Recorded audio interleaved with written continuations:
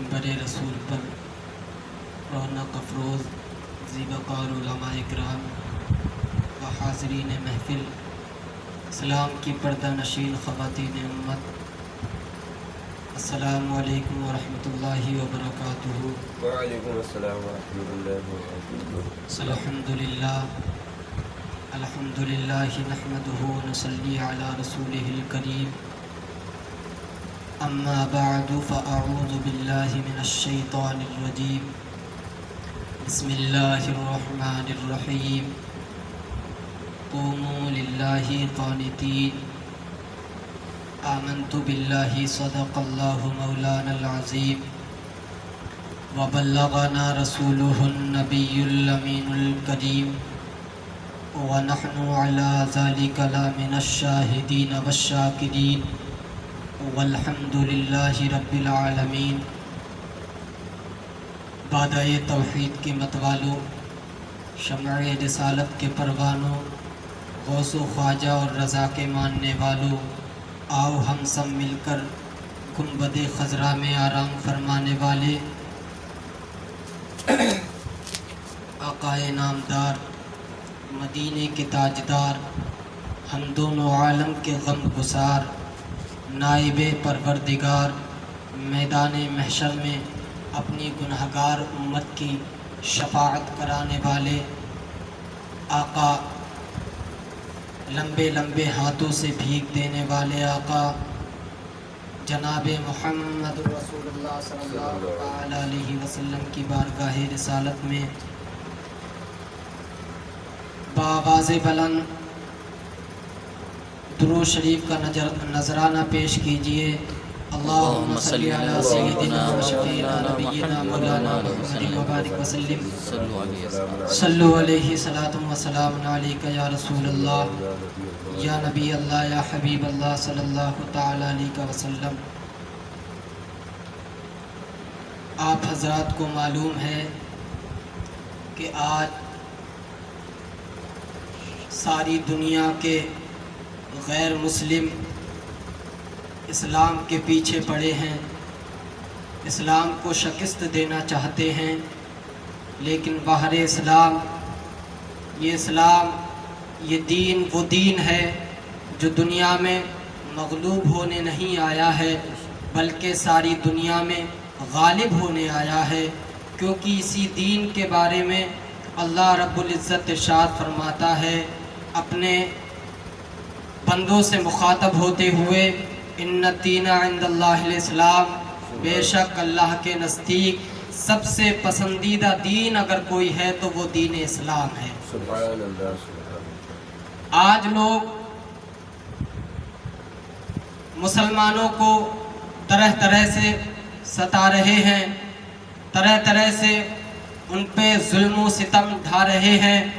تو یہ ان لوگوں کی کمی نہیں ہے، بلکہ دراصل یہ ہماری کمی ہے، کیونکہ ہم نے اپنے بزرگوں کے طور طریقے کو چھوڑ دیا، ہم نے اپنے بزرگوں کے فرامین پہ عمل کرنا چھوڑ دیا، ہم نے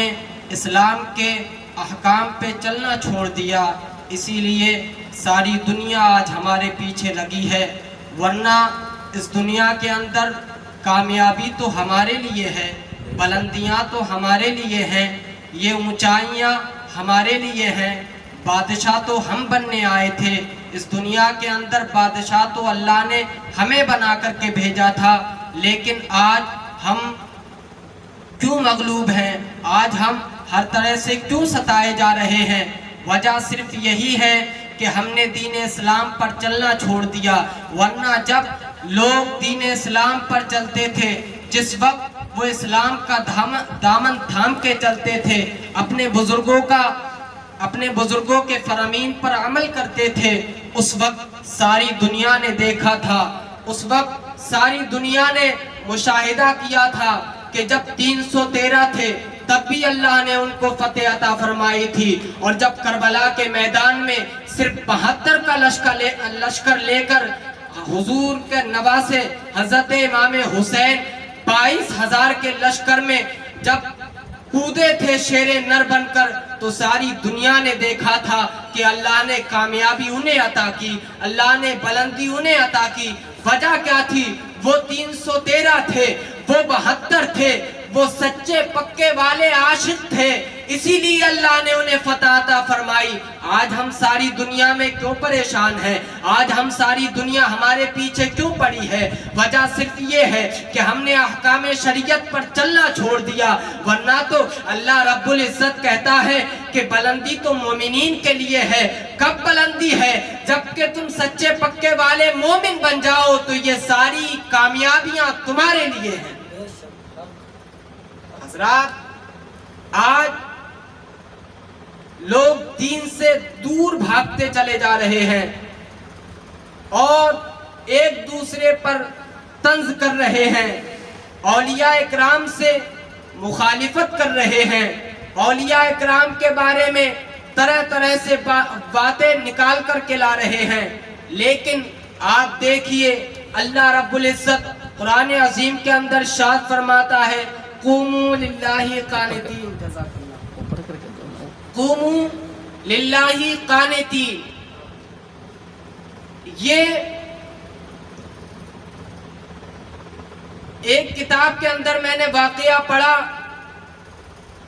کہ ایک فرشتہ جو عرش اعظم کے نیچے ہے، اس کی شکل مرغے جیسی ہے، مرغے جیسی، اور وہ جب عبادت کا وقت ہوتا ہے تو وہ آسمان سے صدا لگاتا ہے قوموا للہ قانتین۔ دیکھیے اللہ، آپ نے دیکھا ہوگا یہ جو مرغے ہیں، مرغے، یہ مرغا زمین پر چلتا ہے لیکن مخصوص وقت میں یہ ککڑوں کو کہتا ہے۔ ہم کو سمجھ آتی ہے کہ یہ ککڑوں کو کہتا ہے، یہ ککڑوں کو نہیں کہتا، بلکہ روایتوں کے اندر آیا ہے کہ عرش اعظم پر ایک فرشتہ ہے، عرش اعظم کے نیچے ایک فرشتہ ہے جو کہ مرغے کی شکل میں ہے، اس کی شکل مرغے جیسی ہے، اور جب عبادت کا وقت ہوتا ہے تو وہ مرغا عرش اعظم کے نیچے سے صدا لگاتا ہے قوموا للہ قانتین، قوموا للہ قانتین۔ تو یہ جو راستے پہ چلنے والے یہ دنیا کے مرغے ہیں، جب اس کی آواز سنتے ہیں تو یہ بھی قوموا للہ قانتین کہتے ہیں، اور ہمیں لگتا ہے کہ یہ ککڑوں کو کہتے ہیں، ککڑوں کو کہتے ہیں، یہ ککڑوں کو نہیں کہتے، یہ قوموا للہ قانتین، یہ قرآن عظیم کی آیت ہے، اس کو پڑھتے ہیں۔ اللہ کے نبی صلی اللہ علیہ وسلم ارشاد فرماتے ہیں اس وقت اگر کوئی بندہ دعا کرے اللہ رب العزت سے، جب دنیا کا مرغا یہ بولتا ہے تو اس وقت اگر کوئی بندہ اللہ رب العزت کی بارگاہ میں جو دعا کرتا ہے، اللہ کے نبی ارشاد فرماتے ہیں اللہ رب العزت اس کی دعا قبول کر لیتا ہے۔ اللہ اکبر۔ آج لوگ کہتے ہیں کہ ولی کچھ نہیں دے سکتے، آج لوگ کہتے ہیں ولی کچھ نہیں کر سکتے، تو آپ دیکھیے یہ جو عام سا مرغا ہے، جب قدرت اس کو سنانا چاہتی ہے تو عرش اعظم کے نیچے ان کے ہی جیسا ایک فرشتہ ہے، مرغے کی شکل میں ایک فرشتہ ہے جو آسمان کی نیچے عرش اعظم کے نیچے وہ کہتا ہے عبادت کے وقت قوموا للہ قانتین۔ تو جب یہ دنیا کے مرغے زمین پر اس کی آواز سنتے ہیں تو اس وقت یہ بھی کہتے ہیں قوموا للہ قانتین۔ جب دیکھیے جب قدرت سننا چاہے، جب قدرت کسی کو سنانا چاہے تو اتنا سناتی ہے کہ ایک مرغے کی شکل والا فرشتہ جو عرش اعظم سے قوموا للہ کی قانتین کہتا ہے تو زمین پر چلنے والا مرغا اس کی آواز کو سن سکتا ہے۔ تو آپ سوچئے کہ اللہ کا ولی کتنا سن سکتا ہے۔ اللہ اکبر۔ اللہ تو قرآن عظیم میں ارشاد فرماتا ہے صبغت اللہ وَأَحْسَنُ مِنَ اللَّهِ صِبْغَةً، اللہ کے رنگ میں رنگ جاؤ، اللہ کے رنگ سے بہتر کسی کا رنگ نہیں ہے۔ تو بتاؤ اللہ کا جو ولی بنا ہے وہ بھی تو اللہ کے رنگ میں رنگنے کے بعد بنا ہے، پھر قدرت اس کو کتنا سنانا چاہے گی۔ میرے کہنے میں جو غلطی ہوئی ہو اللہ رب العزت معاف فرمائے ہم سب